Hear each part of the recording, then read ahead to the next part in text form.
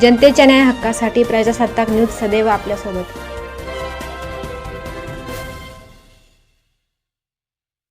राज्यामध्ये मराठा आरक्षणाचा मुद्दा ऐरणीवर, नेते मंडळींना भावी मुख्यमंत्री होण्याचे लागले डोहाळे। राज्यामध्ये मराठा आरक्षणाचा मुद्दा ऐरणीवर आलेला आहे। मराठा नेते मनोज जरांगे पाटील हे अंतरवली सराटी या ठिकाणी आमरण उपोषणाला बसले आहेत। आज जरांगेंच्या उपोषणाचा 9वा दिवस आहे।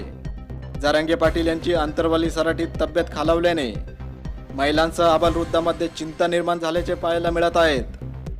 महिलांनी त्यांना उपोषण मागे घेण्याची विनंती केली, पण जरांगे पाटील त्यांच्या मागणीवर ठाम आहेत। मात्र महाराष्ट्रात विधानसभा निवडणूक तोंडावर येऊन ठेपली आहे।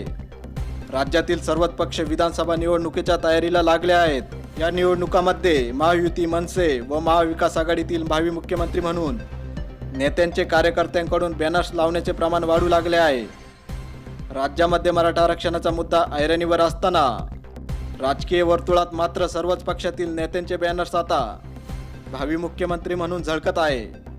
त्यामुळे राज्यात सर्वच पक्षातील नेते मंडळींना भावी मुख्यमंत्र्याचे डोहाळे लागले आहेत का, असा सवाल उपस्थित केला जात आहे। सलीम शेखसह हुसेन पटेल, प्रजासत्ताक न्यूज, संगमनेर।